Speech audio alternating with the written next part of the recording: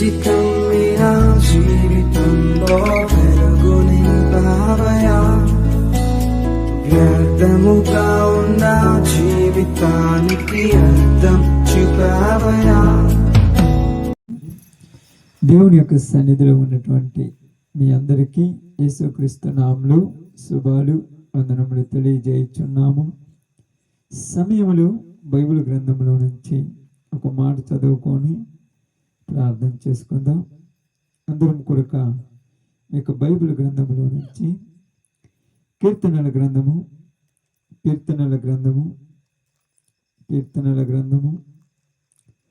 134వ అధ్యాయమును ధ్యానిద్దాం. కీర్తనల గ్రంథము 134వ అధ్యాయాన్ని ధ్యానిద్దాం. యెహోవా సేవకులారా, యెహోవా మందిరములో రాత్రి నిలుచుండు వారలారా, మీరందరూ యెహోవాను సన్నుతించుడి. పరిశుద్ధ స్థలము వైపు మీ చేతులెత్తి యెహోవాను సన్నుతించుడి.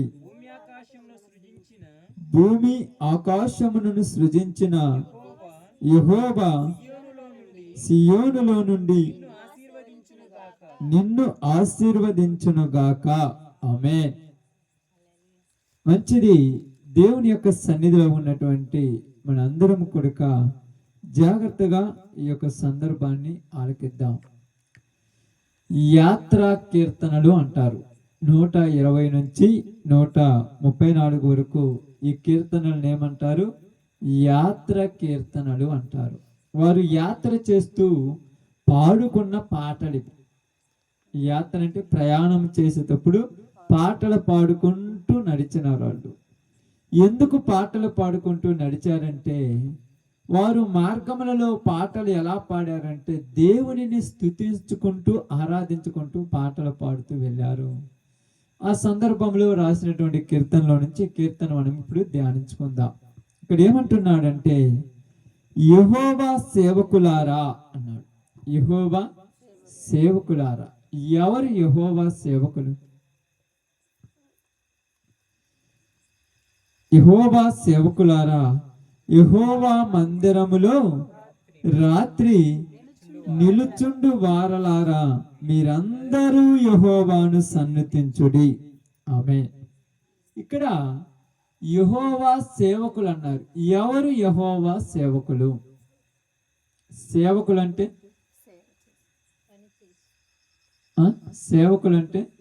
సేవ చేసేవారు. సేవకులు అంటే సేవ చేసేవారిని సేవకులు అంటారు. ఎవరు సేవకులు? పాత నిబంధన కాలంలో సేవకులు అంటే యాజకులు అన్నాము. కొత్త నిబంధన కాలంలోనికి వచ్చాక ఎవరు సేవకులు? అందరము సేవ చేసేవాళ్ళము. ఇప్పుడు అక్కలు ఉన్నారు, మీరు అందరూ ఉన్నారు, ఏదో ఒక సేవ చేస్తున్నారు కదా. నువ్వు పాట పాడుతున్నావు, నువ్వు ప్రార్థన చేస్తున్నావు, నువ్వు వాక్యం చెప్తున్నావు, నువ్వు బల్లారాధన రెడీ చేస్తున్నావు, నువ్వు పరదా పరుస్తున్నావు. ప్రతి వాడు సేవ చేసేవాడు. పరిచారకులము, నేను కాదనట్లేదు. అందుకని ఏమన్నాడు పేతురు రాసిన మొదటి పత్రికలు ఇదే మాట్లాడారు కూడా. ఏమన్నారు తెలుసా? అక్కడ మాట్లాడిన మాట ఏమన్నాడు అంటే, చీకటిలో నుండి ఆశ్చర్యకరమైన తన వెలుగులోనికి పిలిచిన వాని గుణాతిశయములు ప్రచురము చేయి నిమిత్తము ఏర్పరచబడిన వంశమును, రాజులైన యాజక సమూహమును, పరిశుద్ధ జనమును, దేవుని సొత్తైన ప్రజలై ఉన్నారు. అందరూ దేవుడు తన సొత్తైన ప్రజలుగా మార్చుకున్నాడు. మనందరము ఆయన సేవ చేసేటువంటి వారిని. కాబట్టి ఇక్కడ మనకు దేవుడు ఏమని మాట్లాడుతున్నారంటే, యెహోవా సేవకులారా, యెహోవా మందిరములో రాత్రి నిలుచుండు వారలారా, మీరందరూ యెహోవాను సన్నిధించండి. అందరూ సన్నిధించాలి. ప్రతి వారు సన్నిధించాలి. సన్నిధించడం అంటే ఆయనను స్తుతిస్తూ, ఆయనను ఆరాధిస్తూ, ఆయనను గణపరుస్తూ, ఆయనను మహిమపరుస్తూ, ఆయనను గణపరుచుకుంటూ ఆయన పనిని చేయటమే మనం చేసే పని. ఎందుకు స్తుతించాలి ఆయనను? అక్క, ఎందుకు స్తుతించాలి? ఎందుకు స్తుతించాలమ్మా? స్తుతించాలి అంటే స్తుతించడం అంటే ఏంది? స్తుతి అనేది ఎందుకు చేస్తారు? స్తుతి అనేది ఎందుకు చేస్తారు? అసలు స్తుతి అంటే ఏంటిది? స్తుతి అంటే ఏమిటి?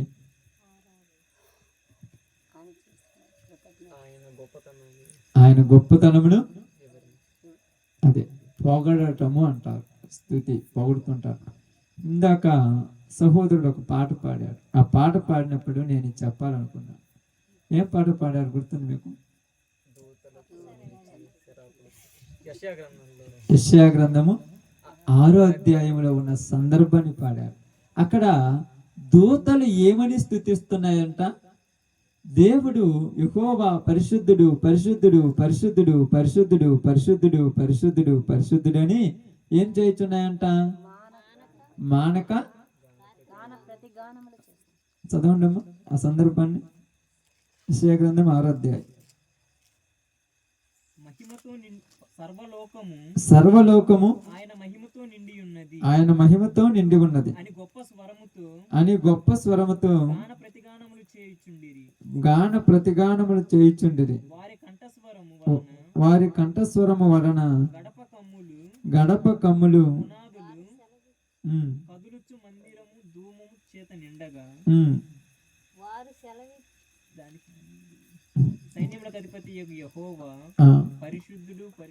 సైన్యములకు అధిపతి యెహోవా పరిశుద్ధుడు పరిశుద్ధుడు పరిశుద్ధుడు సర్వలోకము ఆయన మహిమతో నిండి ఉన్నదని గొప్ప స్వరముతో గాన ప్రతిగానములు చేయుచుండిరి. సైన్యములకు అధిపతి యెహోవా ఏమని స్తుతిస్తున్నారు ఇక్కడ? పరిశుద్ధుడు పరిశుద్ధుడు పరిశుద్ధుడు పరిశుద్ధుడు అని ఎప్పుడు నుంచి ఎప్పుడు స్తుతిస్తున్నారమ్మా? రాత్రింబగుళ్ళు మానక మానక. నిద్రుందా? ఆహారం ఉందా? ఇంకా పని ఉందా? ఇంకా మరి ఏముందాడా? రాత్రింబగుళ్ళు స్తుతించడమే. ఏమని స్తుతిస్తున్నారు రాత్రింబగుళ్ళు? పరిశుద్ధుడు పరిశుద్ధుడు పరిశుద్ధుడు పరిశుద్ధుడు పరిశుద్ధుడు పరిశుద్ధుడు అనే రాత్రింబగులు స్తుతిస్తూ స్తుతిస్తూ ఉండగా వాళ్ళ స్తుతి కంట ఆ యొక్క గడప యొక్క పునాదులు ఏమవుతున్నాయి? కదులుచున్నాయి కదులుచున్నాయి. ఎందుకు చెప్తున్నానంటే దేవుని మందిరములోనికి వచ్చిన మనము దేవుణ్ణి స్తుతించాలి. అర్థమైందమ్మా? దేవుణ్ణి ఏం చేయాలి? స్తుతించాలి. ఎప్పుడు స్తుతిస్తారు? ఆమేన్. ఎప్పుడు స్తుతిస్తారు? సంతోషముగా ఉన్నప్పుడు. సంతోషముగా ఉన్నప్పుడు ఏం చేయాలంట? పాటలు పాడుచు ఆయనను స్తుతించుడి అని రాయబడింది కదా బైబిల్ గ్రంథంలో. సంతోషంగా ఉన్నప్పుడు మనము దేవుని మందిరంలోనికి వచ్చినప్పుడు నీకు ఎన్ని బాధలున్నా, ఎన్ని ఇబ్బందులున్నా, ఎన్ని సమస్యలున్నా, ఎన్ని ఇరుకులున్నా, ఎన్ని అనారోగ్యాలున్నా, ఎంత సమస్య ఉన్నా ఇక్కడికి వచ్చినప్పుడు నువ్వు ఎలా ఉండాలి? సంతోషముగా ఉండాలి. ఇక్కడ సంతోషముగా ఉండాలి. ఎలా కుదురుద్దంటే ఇక్కడికి వచ్చినప్పుడు నువ్వు అన్ని ఏం చేశావు? విడిచిపెట్టి దేవునితో అనుభవం పొందటానికి వచ్చావు. ఇక్కడ దేవునితో అనుభవిస్తున్నావు. దేవుని నువ్వు అనుభవిస్తున్నప్పుడు దేవుడు ఎంత గొప్పవాడో ఇక్కడ నీకు గుర్తు అవుతుంది. ఎంత మహిమ కలిగిన వాడో ఇక్కడ గుర్తు తెచ్చుకుంటున్నావు. ఎంత ఉన్నత స్థలములో ఉన్నవాడో గుర్తు తెచ్చుకుంటున్నావు. ఎంత గొప్ప దేవుడో అని గుర్తు తెచ్చుకుంటున్నావు. అందుకని ఇక్కడ ఏమంటున్నాడంటే యెహోవా సేవకులారా, యెహోవా మందిరములో రాత్రి నిలుచుండు వారలారా. అంటే రాత్రి అంతా యెహోవా మందిరములో మీరు నిలుచున్నారు. ఇప్పుడు మీరు ఏం చేయాలి? యెహోవాను సన్నుతించండి. ఎలాగంటే చూడండి, పరిశుద్ధ స్థలము వైపు మీ చేతులెత్తి యెహోవాను సన్నుతించండి అన్నాడు. ఏం చేయాలంట? పరిశుద్ధ స్థలము. ఏది పరిశుద్ధ స్థలము? పరిశుద్ధ స్థలం ఏదక్క? పరిశుద్ధ స్థలం ఏది? ఇది పరిశుద్ధ స్థలం. పరిశుద్ధ స్థలం వైపు చేతులు ఎత్తమన్నాడు. చేతులు ఎట్టెత్తాలి? పైకి ఎక్కాలి, పైకి ఎత్తాలి. అక్కడ పరిశుద్ధ స్థలము యెరూషలేము, షియోన్ అంటారు దాన్ని. యెరూషలేము వైపు మీ చేతులెత్తి పరలోకములో ఉన్న దేవునిని స్తుతించాలి, స్తుతించాలి. చాలా సార్లు మనము ఆరాధన చేసినప్పుడు, దేవుణ్ణి మహిమపరిచినప్పుడు 2 చేతులు పైకెత్తడానికి సిగ్గుపడతాం. చాలా వరకు సిగ్గుపడుతుంటాం. ఎందుకంటే చేతులు పైకెత్తితే ఏమున్నది అనుకుంటాం. చేతులు పైకెత్తాలంటే నీకేముండాలి? ఏముండాలమ్మా? అర్హత ఉండాలి. ఎందుకు అర్హత ఉండాలి? చేతులు పైకెత్తినప్పుడు అర్హత ఎందుకు ఉండాలి? ఇంకా ఇంకా అర్హత ఉండాలి. బైబిల్ టు బైబిలే మాట్లాడుకోవాలి మనం ఎప్పుడు మాట్లాడినా. యెషయా గ్రంథము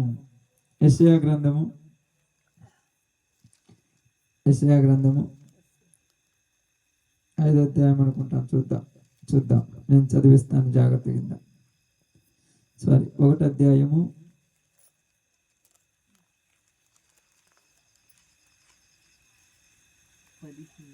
15 వచ్చిన. మీరు మీ చేతులు చాపునప్పుడు మిమ్మును చూడక నా కన్నులు కప్పుకొందును. మీరు బహుగా ప్రార్థన చేసినను నేను వినను. మీ చేతులు రక్తముతో నిండి ఉన్నవి. చేతులు పైకెత్తాలంటే చేతులు కడుక్కోవాలి. ఆల్రెడీ కడుక్కున్నాను, 4-5 సార్లు కడుక్కున్నామంటారు కదమ్మా. రోజు కొంతసార్లు కడుక్కుంటాం. ఈ కడుక్కోవడం గురించి మాట్లాడట్లా. చేతులతో చేసిన పనులు 1-2? ఎన్ని పనులు చేసి ఉంటామమ్మా? ఏ పనులు చేసి ఉంటాం చెప్పండి. ఇప్పుడు చెప్పాలి. చేతులతో చేసిన పనులు 1-2 అన్నాను. ఏ పనులు చేసి ఉంటాం? మీరు అన్నట్టుగా ఉదయాన్నే లేచాను, కసువు కొట్టాను, ఈ పనుల గురించి మాట్లాడట్లా. చేతులతో పాపములు ఎన్ని చేసి ఉంటామో? 1-2? ఈ పాపాలన్నీ కడిగేసుకోవాలి. అందుకని మనం పాట పాడతాం. నిజంగా చాలా మంచి పాట పాడుతుంటారు అప్పుడప్పుడు. ఏం పాట? ఎందుకు నన్నెంతగా నీవు ప్రేమించితివో దేవా. ఏంది? నా చేతులతో నేను చేసిన పాపముల నిమిత్తమై నీ చేతులలో ఏమి కొట్టుకున్నావు? శీలలు కొట్టుకున్నావు. నా కాళ్ళతో నేను చేసిన పాపముల కొరకై నీ కాళ్ళకు మేకులు గుర్తించబడి ఉంది.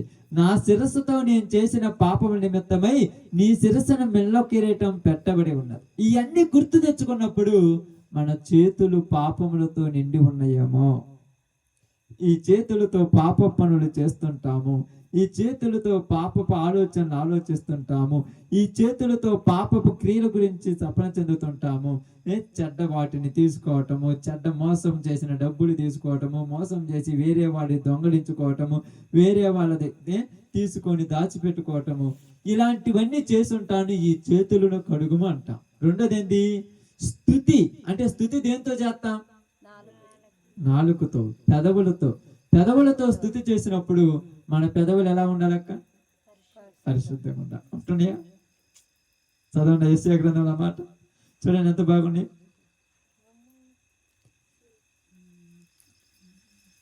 మీ చేతులు రక్తంతో నిండి ఉన్నాయి. మిమ్మల్ని కడుక్కొనుడి, శుద్ధి చేసుకొనుడి. చూడండి 1వ అధ్యాయము 5 నుంచి చదవండి. నిత్యము తిరుగుబాటు చేయుచు మీరేలా ఇంకను కొట్టబడుదురు. ప్రతి వాడు నడినెత్తి వ్యాధి కలిగి ఉన్నాడు. ప్రతి వాని గుండె బలహీనమాయను. అరికాలు మొదలుకొని తల వరకు స్వస్థత కొంచెమైనను లేదు. ఎక్కడ చూచినను గాయములు, దెబ్బలను, పచ్చి పుండ్లు. అవి పిండబడలేదు, కట్టబడలేదు, తైలముతో మెత్తన చేయబడలేదు. ఎక్కడి నుంచి అంటే ఎక్కడికి? అరికాలు మొదలుకొని నడినెత్తి వరకు ఏమన్నాయంట? పచ్చి పుండ్లు. పచ్చి పుండ్లు అంటే పుండు తగిలింది, దెబ్బ తగిలింది కదా. ఎవరికైనా దెబ్బ తగిలింది? మీకు రోజు తగులుతుంటాయి. ఈ దెబ్బ తగిలినప్పుడు, దెబ్బ మాను పట్టినప్పుడు ఒకలాగుంటది, మాననప్పుడు ఒకలాగుంటది. మాను పట్టినప్పుడు ఏమవుతుంది అక్క? నొప్పి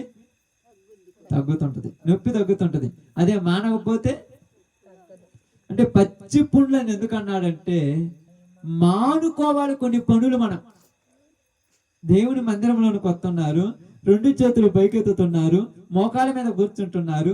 దేవా నన్ను ఆశీర్వదించు, నన్ను దీవించు, నా బిడ్డలను మార్చు, నా పిల్లలను మార్చు, నా కుటుంబాన్ని మార్చు, నా గ్రామాన్ని మార్చు అని ప్రార్థన చేస్తున్నారు. ఈ ప్రార్థన పరలోకంలో ఉన్న దేవుడు వినాలంటే ముందు మనం కొన్ని మానుకోవాలి.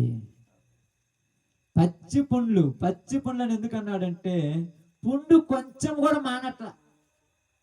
ఎందుకు మానట్లేదు అక్క? ఇప్పుడు కింద చూడండి, కింద పడ్డాను, దెబ్బ తగిలింది, మళ్ళా కింద పడ్డాను, దెబ్బ తగిలింది, మళ్ళా కింద పడ్డాను, దెబ్బ తగిలింది. మానుద్దామా?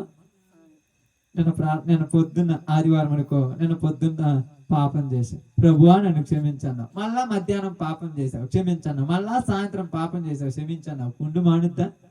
పాపం మీద పాపము, పాపం మీద పాపము, పాపం మీద పాపము, పాపం మీద పాపము, ఒకదాని మీద ఒకటి, ఒకదాని మీద ఒకటి చేస్తున్నా. పొద్దున్న అబద్ధం ఆడతావు, సాయంత్రం నుంచి అబద్ధం ఆడను, సాయంత్రం అబద్ధం ఆడతావు. రేపు ఉదయం నుంచి అబద్ధం ఆడను, రేపు ఉదయం అబద్ధం ఆడతావు. నువ్వు అబద్ధం మానుకునేది ఎప్పుడు?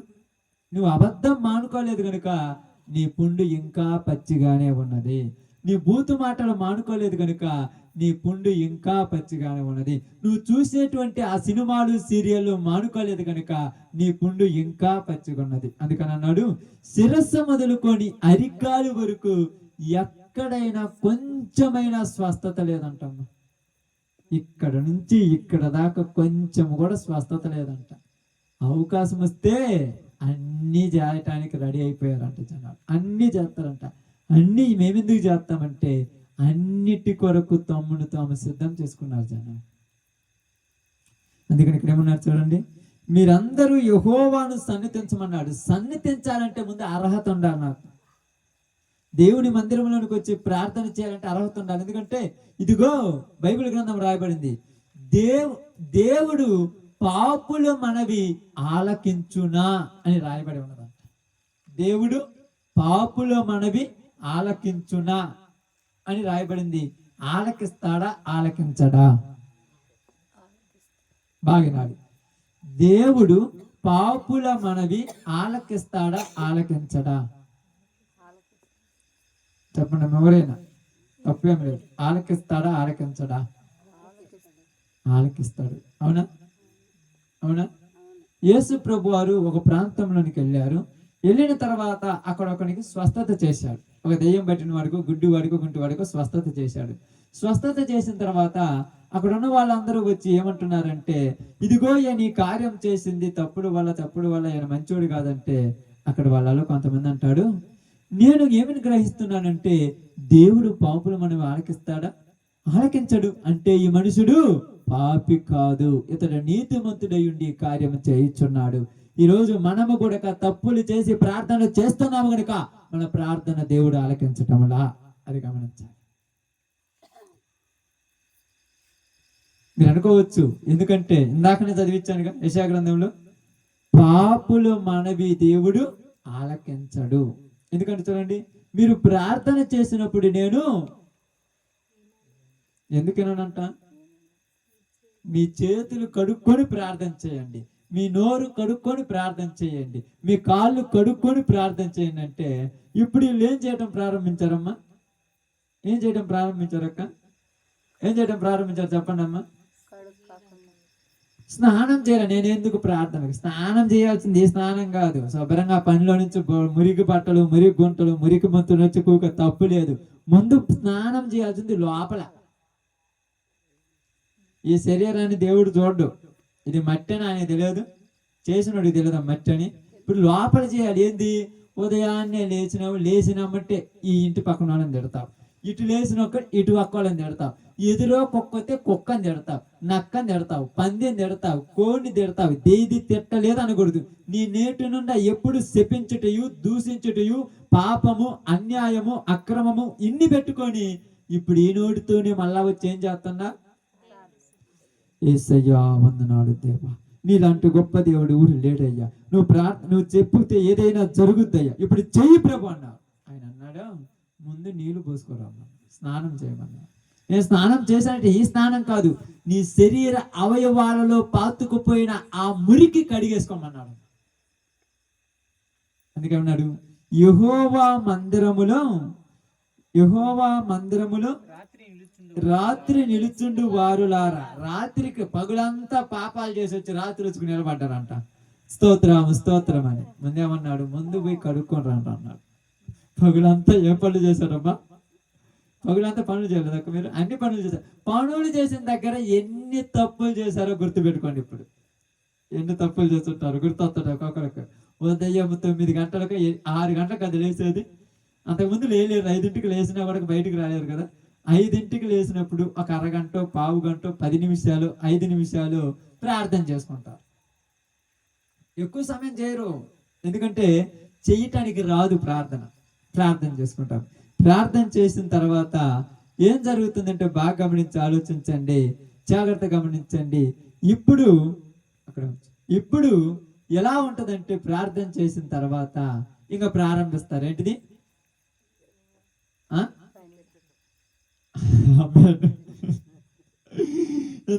ప్రార్థన అయిపోయింది, ఇంకా పంచాంగాలు చెప్తుంటారు. బయటికి రాగానే ఈ బైబిల్ ఎట్లుంటది కదా, ఆడ ప్రార్థన చేసి అయిపోయిన తర్వాత తీసి అక్కడ పెట్టి తలుపు తీయగానే ఏదో తెలియకుండా నీ కోసమే ఏం జరుగుతుంది తెలుసా? ఎక్కడో ఉన్నటువంటి పనికి రానిటువంటి ఒక పాత గుడ్డను కుక్క తెచ్చి నీ వాకిటి ముందే నూకుద్ది. ఇప్పుడు ఆ వాకిటి ముందు పాత గుడ్డను చూడగానే లోపల చేసిన ప్రార్థన గుర్తుండదు. ఇంకా ఈ పాత గుడ్డను చూసి ఎవరి కాళ్ళు ఇరిగిపోవాలి, ఎవరు నాశనం అయిపోవాలి, నా ఇంటి ముందే తెచ్చి నోకిర్రా. లోపల చేసింది ఏంటి, బయట చేసేది ఏంటి? అదే అంటున్నాడు. ఆ రోజు ఆ దిన అప్పటి సమయం స్టార్ట్ అయిన నుంచి మందిరానికి వచ్చేంత వరకు మనం చేసిన అన్ని ఏంటి, మంచి పనులే. అందుకు దేవుడు మన ప్రార్థన అనట్లేదు.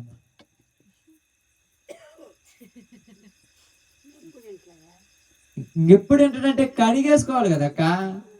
రోజు అన్నం వండిన దాంట్లోనే వండిన దాంట్లోనే ఉండి కడకపోతే ఉపయోగం ఉందా? కడిగాడు కదా అని అంటారు చాలా మంది. కడిగాడు కదా, ఏడ కడిగా? మసి కడుక్కున్నావు పైన, లోపల ఊరు కడగాలి. లోపల కడగాలంటే ఏమవుతుంది తెలుసాక? ఇబ్బంది అవుద్ది. బయట కడగటం బాగుంటుంది. బయట ఎందుకు కడుగుతారు చెప్పండి, మీ అందరికి తెలిస్తే? చూడటానికి బాగా కానరావాలి జనాలకు, అంతే. జనాలకు కానరావటానికే శుభ్రంగా కొత్త బట్టలు వేసుకొని, తలస్నానం చేసి, కొత్త బట్టలు, ఉడితికిన బట్టలు వేసుకొని శుభ్రంగా వచ్చి ముందే కూర్చుంటారు. ఇంకా కొంతమంది శుభ్రంగా రెడీ అయిపోతారు, బాగా కూర్చుంటారు. వచ్చినప్పుడు ఇట్లా పట్టుకొని ప్రభు ఆ స్తోత్రాలే అంటారు. ఇప్పుడు ఇలా చూస్తే ప్రభు వాళ్ళలో ఉండడేమైపోతుంది. అంత పర్ఫెక్ట్ రెడీ అయిపోయి ఉంటారు. మనం ఏం చేద్దాం వాళ్ళు? అందుకే దేవుడు ఏమన్నాడు, ఇదిగో వెలుపల గడగటం కాదు కావాల్సింది, లోపల గడుగు. స్నానం చేయలేదు, నేను ప్రార్థనకు రాదని చాలా మంది అంటారు. నేను చెప్తాను, ప్రార్థన చేయకపోతే ఏం కాదు, ముందు ప్రార్థనకు రమ్మని చెప్పిన చాలా మంది. చెప్పలేమా? స్నానం ముఖ్యం కాదు, ముందు కడుక్కోవాల్సింది లోపల. ఎందుకు? పొద్దున్న లేస్తే బూతు మాటలు, అబద్ధాలు, అసూయ, ఈర్ష్య, ద్వేషము, పగ, కుళ్ళు, కుతంత్రము. ఒకళ్ళు తింటుంటే ఓర్చుకోలేరు, ఒకళ్ళు బాగుంటే ఓర్చుకోలేరు, ఒకళ్ళని చూసి నచ్చదు, ఒకళ్ళ చూసి పక్కన పెట్టు. ఇంట్లో వాళ్ళ మీదే నచ్చదు మనకు. ఇంట్లో వాళ్ళంటేనే వ్యసనం మనకు. ఇప్పుడు అంటున్నాడు, రాత్రి మీరు ఎక్కడొచ్చి కూర్చున్నారంట? యెహోవా మందిరములో రాత్రి నిలుచున్న వారలారా, పొద్దుటి నుంచి సాయంత్రం దాకా చేసిన ఒకసారి గుర్తు తెచ్చుకోండి అంటున్నాడు. పొద్దుటి నుంచి సాయంత్రం దాకా చేశారు కదా, అయ్యా ఒకసారి గుర్తు తెచ్చుకోమన్నాడు. ఇప్పుడు గుర్తొస్తాయక్క? గుర్తొస్తాయా? ఎందుకు రావు? మర్చిపోయేంత మంచి పనులు చేసినవా? మర్చిపోయేంత మంచి పనులు చేసినవా? ఎందుకు గుర్తురావు చెప్పాలి ఇక్కడ. ఎందుకు గుర్తురావు? ఎందుకు రావు? ఉదయం లేచినప్పటి నుంచి ప్రార్థనకు వచ్చేంత మంది వరకు మనం చేసిన చిన్న చిన్న పొరపాట్లు ఎందుకు గుర్తురావు? అలవాటు అయిపోయింది. ఇంకా మంచిది. ఎందుకు గుర్తురావు? గుర్తు రావాలంటే నువ్వు ప్రశాంతంగా ఉండాలి. అందుకే దేవుని మందిరంలోనికి వచ్చినప్పుడు ఏం చెప్పాను మీకు ప్రారంభంలో? సంతోషము ఆనందము ఎప్పుడు ఉంటుందంటే ప్రశాంతంగా ఉన్నప్పుడే ఉంటది. ఉన్నదంతా లోపల మూట కట్టుకొని వచ్చి ఆడ కూర్చుంటే ఏం సంతోషం ఉంటుందమ్మా నీకాడ? ఏమి దిగులు, ఏమి ఆనందం ఉంటుంది? ఏంది దిగులు పడి ఉన్నట్టు? దిగులు ఏం లేదు, నా బాధలు ఎన్నో. ఇందాక చెప్పారు సహోదరి మాట్లాడిన వాళ్ళు మాట్లాడి ఏమన్నారు తెలుసా? అనేకమైన వాటిని మూట కట్టుకొని ఇక్కడ కూర్చోకూడదు, వాటిని బయట పెట్టి ఇక్కడ సంతోషం ఆనందపడాలి. దిగుళ్ళు ఊరికి లేవాడు, బాధలు ఊరికి లేవాడుక? ఊరికి లేవమ్మా, అందరికి ఉన్నాయి, ప్రతి వానికి ఉన్నాయి. కానీ ఇక్కడికి వచ్చిన తర్వాత నువ్వు ఒకటే గుర్తు పెట్టుకోవాలి, దేవుని మందిరములో నిలుచున్నప్పుడు దేవుని సన్నిధిలో నువ్వేమని ప్రార్థన చేయాలంటే, ప్రభువా ఇవన్నీ తప్పులు చేశాను, ఈ తప్పు చేశాను, నన్ను క్షమించు. ఏమనాలి? క్షమించు. ఆయన క్షమించిన తర్వాత ఆయన ఏమంటాడు తెలుసా? ఇక మీదట చెయ్యొద్దు అంటాడమ్మా. దేవుడు మనకు చెప్పినటువంటి మంచి మాట ఏంటంటే ఇక చెయ్యొద్దు అంటాడు. మనమేం చేస్తాం? ఇక నువ్వు చెయ్యొద్దు అంటే నువ్వెవరు నాకు చెప్పడం, నేను రేపు పొద్దున్నే చేస్తాను, నైట్ చేయం. ఎందుకు చేయం? నైట్ నిద్రపోతారు, చేస్తే నిద్రపోవాలిగా. మళ్ళా ఉదయాన్నే లేస్తాము, మళ్ళా సాయంకాలం దేవుని సన్నిధిలో నిలబడతాం. మళ్ళా నిలబడినప్పుడు ఏ గుర్తుకొస్తాయి. అందుకని దేవుడు అన్నాడు, ఇలా కాకుండా పచ్చి పుండ్లు మాడిపోవాలి. పచ్చి పుండ్లు ఏం కావాలి? ఎప్పుడు మానుతాయి? అప్పుడప్పుడు మీ అందరికి దెబ్బలు తగులుతాయి కదమ్మా. దెబ్బలు తగిలినప్పుడు మీరు అందరూ ఏం చేస్తారంటే, బాగానండి, దెబ్బ తగిలినప్పుడు ఏం చేస్తారంటే ఆ పుండు మీద ముందే అత్తరక్క. పెద్దోళ్ళు అయితే కొద్ది జ్ఞానం కలిగిన వాళ్ళు అయితే దాన్ని పట్టించుకోరు. పిల్లలు అయితే ఏం చేస్తారు? ఇప్పుడు మన సాత్విక్ లాంటి వాళ్ళు అంటే ఏం చేస్తారమ్మా? ఓరక దాన్ని గెలుగుతుంటారు. ఎందుకు లేపుతుమ్మా? ఆమేన్. తెలియక లేపిండు, అది లేపితే మళ్ళీ పెద్దదవుతుందని తెలియదు, తెలిస్తే లేపుతుడా? అలాగే మనకు కొడక ఆ పాపాన్ని విడిచిపెట్టడం ఇష్టం లేక మళ్ళా గుర్తు తెస్తుంటాం, మళ్ళా గుర్తు తెస్తాం. ఏంటంటే నన్ను ఏమన్నదో నీకు తెలుసా? నేను విన్నా కదంటే 20 సార్లు చెప్తారు. కదా మర్చిపోయేది ఇప్పుడు, ఇంకా మర్చిపోతావా? 20 సార్లలో 20 సార్లు తిడతావాన్ని. నేను అన్నోని 20 సార్లు తిడుతుంటా, ఇక నువ్వు ఎప్పుడు మర్చిపోతావు? పాపం ఎప్పుడైనా మర్చిపోతారా? అందుకని ఇక్కడ ఏమన్నాడు? దేవుడు మనతో ఏమి మాట్లాడుతున్నాడంటే, ఇక్కడ దేవుని మందిరములోనికి వచ్చి మీరు చేతులెత్తి యెహోవాని సన్నిధించేటప్పుడు మీ పాపం ఉండకూడదు. మీలో చేసింది ఎట్టపోద్దంటే కడుక్కుంటూ పోద్ది. ఎట్ట కడగాలంటే ఆయన రక్తంతో కడిగేసుకోవాలి. పశ్చాత్తాపముకు మించినటువంటి ప్రార్థన ఇంకొకటి. పశ్చాత్తాపడాలి. మొదట ప్రార్థన చేసేటప్పుడు పశ్చాత్తాపడాలి. నన్ను క్షమించయ్యా, నేను ఈ తప్పు చేశాను, నేను ఈ పాపం చేశాను, నేను ఇలా దూషించాను, నేను వాళ్ళని తిట్టాను, ఎలా తిట్టాను, రేపు అదే కాలాన్ని వెళ్ళి వాళ్ళని మళ్ళీ మాట్లాడతాను, నన్ను క్షమించమని బతిమలాడుకుంటాను, నువ్వు క్షమించని ప్రార్థన చేయాలి. ఇలా చేసినప్పుడు చూడండి, నేను చదవండి. పరిశుద్ధ స్థలము వైపు మీ చేతులు ఎత్తి యెహోవాను సన్నిధించండి. ఇప్పుడు ఏమన్నాడు? భూమి ఆకాశములను సృష్టించిన యెహోవా సియోనులో నుండి నిన్ను ఆశీర్వదించును గాక. ఆమేన్. ఇప్పుడు ఏం జరిగింది తెలుసా? ఎప్పుడైతే నువ్వు దేవుని మందిరంలోనికి వచ్చి నీ చేతులు కడుక్కొని, నీ యొక్క శరీరమును కడుక్కొని, నీలో ఉన్నటువంటి పాపానంతా విడిచిపెట్టి ఆయన సన్నిధిలోనికి వచ్చి ఆయనను ప్రార్థన చేస్తే ఆయన ఎలాంటి వాడంట? భూమిని ఆకాశమును సృజించిన దేవుడు. ఎటను సృజించాడమ్మా? భూమిని ఆకాశమును సృజించిన దేవుడు. అందుకని నేను తప్ప వేరొక దేవుడు ఉండకూడదు అన్నాడు. ఎందుకంటే భూమిని సృష్టించింది నేనే, ఆకాశమును సృష్టించింది నేనే, సమస్తమును తయారు చేసిన వాడిని నేనే, అన్ని నీకు కావాలని ఇచ్చిన వాడిని నేనే. నేను మీకు అన్ని ఇచ్చి మీరు నా దగ్గరికి వచ్చినప్పుడు నేను మిమ్మల్ని ఆశీర్వదిస్తాను అన్నాడు. ఆశీర్వదించాలంటే తప్పులు ఒప్పుకోవాలి. అప్పుడప్పుడు పిల్లలు ఏం చేస్తారంటే, మా నిన్న నువ్వు పిలుస్తుంటే నేను పోయాను, నన్ను క్షమించుమా, రేపు నువ్వు పిలిస్తే ఖచ్చితంగా వస్తాను అన్నాడు. అర్థమేంటి?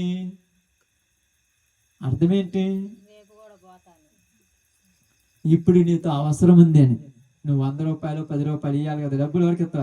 ఒక 10 రూపాయలు ఇవ్వమని అనుకో. ఇప్పుడు అక్కడికి వచ్చి అక్క ఒక 100 రూపాయలు ఇవ్వమని అనుకోండి, నేను పిలిస్తే రాలేదు కదా అంటే, అందుకని ముందే అంటే తెలుసా, నిన్ను పిలిచిన ఒక్క నేను మర్చిపోయినా, నాకు అసలు గుర్తు లేదక్క, నన్ను క్షమించు, ఈసారి ఖచ్చితంగా వస్తాను. అప్పుడేం అర్థం చేసుకోవాలి? నాతో ఏదో అవసరం ఉన్నట్టుంది, అందుకే ఇప్పుడు క్షమిస్తామని అడుగుతున్నాడు. ముందు పశ్చాత్తాపడ్డాడు, క్షమించమన్నాడు, తప్పు ఒప్పుకున్నాడు. తప్పు ఒప్పుకోగానే మా తల్లికి బిడ్డ మీద ఏమవుతుందమ్మా? ఇప్పుడు అడుగుతాడు, ఒక 100 ఇవ్వా అంటాడు.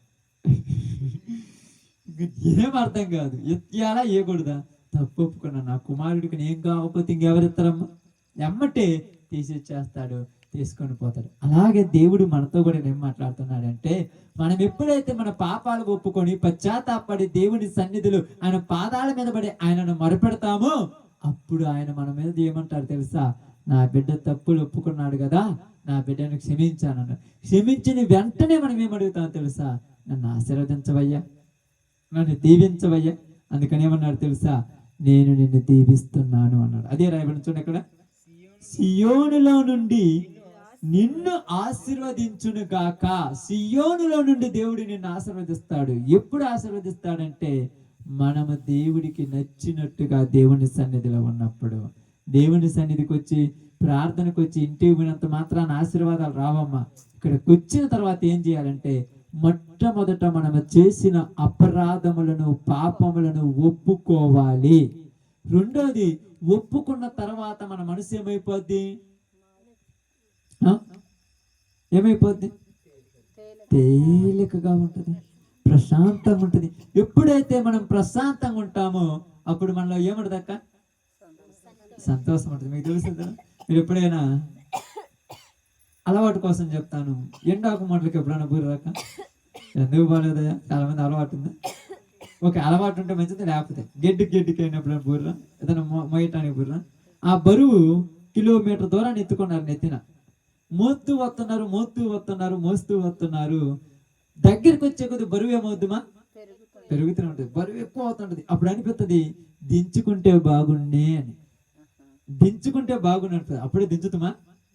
దించితే మళ్ళీ ఎత్తుకోలేము, ఒక బాధ. దించుకుంటే బాగుండు అనుకుంటాం, దించుకోలేము. ఇంటికి వచ్చిన తర్వాత అప్పుడు ఒక్కసారి కిందేసి ఏమంటాం? ఒక్కసారి కిందేస్తాం, అమ్మయ్యా అంటాం. అప్పుడేమనిపిస్తుంది తెలుసా? ప్రశాంతంగా ఉంటది.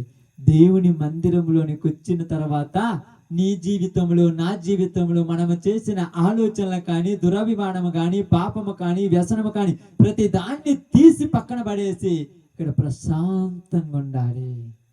అప్పుడు ప్రశాంతంగా ఉన్నప్పుడు నువ్వేం చేయగలవంట? పాటలు పాడగలవు, ప్రార్థనలు చేయగలవు, దేవుణ్ణి స్తుతించగలవు. ఎప్పుడైతే దేవుని నువ్వు స్తుతించి, ఆయన కీర్తించి, ఆయన ఆరాధించి, ఆయన మహింపరుస్తావో అప్పుడు దేవుడు ఏమంటాడంటే దీవిస్తాడు. ఆమేన్. దీవిస్తాడు. దీవెన రావాలంటే ముందు మనం ప్రశాంతంగా ఇక్కడికి రావాలి. దీవెన రావాలంటే మన పాపములు ఒప్పుకొని విడిచిపెట్టాలి. అందుకే చెప్తున్నాను, ఇక్కడికి మనం వస్తున్నాం, ప్రార్థన చేస్తున్నాం, పోతున్నాం. మరి వీళ్ళందరినీ దేవుడు ఎప్పుడు ఆశీర్వదిస్తాడంటే, వీళ్ళని ఆశీర్వదించేది పక్కన పెట్టు, ముందు నీ కుటుంబము, నా కుటుంబము ఆశీర్వదించబడిందా? ఏదయ్యా ఆశీర్వాదం రాలేదంటే నేనేం చెప్తున్నానంటే, నీలో ఉన్న పాపం ఇంకా నువ్వు కడిగేసుకోకుండా ప్రార్థనలు వచ్చి కూర్చున్న తర్వాత గంట నిద్రపోతున్నా, పోతున్నా, ఏముంది? పొద్దుగూకులు పనిచేసి వస్తారమ్మా. మీరు అందరూ పనిచేసి వచ్చారు కదా అక్క, ఇక్కడ పని లేని లేరు కదా, నేను దొరికితే నేను చెప్తాను, ఏమనుకోవద్దు. పనిచేసి వచ్చారు కదా, పనిచేసి వచ్చిన తర్వాత మీకేమనిపిస్తుందో తెలుసా? ఆ పనిలో ఉన్నప్పుడు చిరాకు ఉంటుంది. ఆ పని చేసి వచ్చిన తర్వాత రిస్క్ ఉంటుంది. అప్పుడు ఏం చేస్తారు? కాగబెట్టి నీళ్లు పోసుకొని, బాగా కాగబెట్టి నీళ్లు పోసుకున్న తర్వాత అప్పుడు ఎలా ఉంటుంది? ప్రశాంతంగా ఉంటుంది. ఎందుకున్నది? ఆ ఒంటి మీద ఉన్నదంతా పోయింది, ప్రశాంతంగా ఉంది. అప్పుడు మాట్లాడేటప్పుడు కానీ, అప్పుడు చూసేటప్పుడు కానీ, అప్పుడు ముఖంలో కళ కానీ వేరే విధంగా ఉంటుంది. అదే విధంగా ఇక్కడ మనం కూడా ఇదంతా, ఈ లోక సంబంధమైనంతా కూడా మనలో ఉన్నది, అది పోగొట్టుకోవాలి ఇక్కడికి వచ్చిన తర్వాత. అప్పుడు మనం ఎలా ఉంటాం? ప్రశాంతంగా ఉంటాం. ప్రశాంతంగా ఉన్నప్పుడు ఇప్పుడు నువ్వేం తినాలి? దేవుని వాక్యాన్ని తింటావు, దేవుణ్ణి ఆరాధిస్తావు, దేవుణ్ణి కీర్తిస్తావు, దేవుణ్ణి స్తుతిస్తావు, దేవుని మహింపరుస్తావు. ఇన్ని చేసిన తర్వాత పోయేటప్పుడు ఎవరో పంపిస్తాడా? ఏం చేస్తాడు? దీవించి పంపిస్తాడు. ఆ దీవిన నీకు, నాకు, మనందరికీ దేవుడు అనుగ్రహించాలంటే 134వ కీర్తనలో చెప్పినట్టుగా మనము పరిశుద్ధపరుచుకొని దేవుని మందిరంలో రాత్రి ఆయన వైపు చేతులెత్తి ప్రార్థనలు చేసినప్పుడు సియోనులో నుండి యెహోవా నిన్ను, నన్ను, మనందరిని ఆశీర్వదించి అభివృద్ధి పరచునుగాక. ఆమేన్. అందరం కూడా తల